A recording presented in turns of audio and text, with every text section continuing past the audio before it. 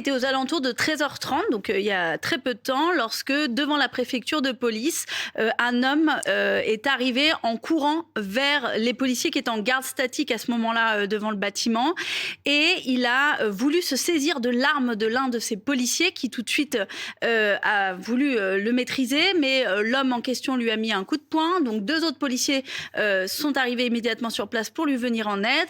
Ils ont fini par réussir à interpeller cet homme qui a été placé en garde à vue et qui doit rencontrer un psychiatre pour son discernement, pour voir s'il avait tout son discernement.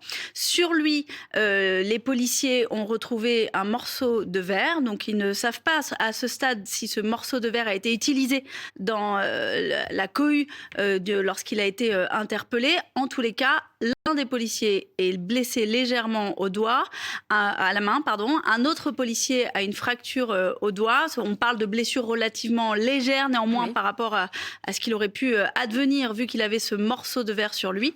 Et ce que l'on sait à ce stade, c'est que ce policier, cette personne, cet homme qui est en garde à vue, s'est déclaré de nationalité soudanaise. Son identité est en cours de vérification.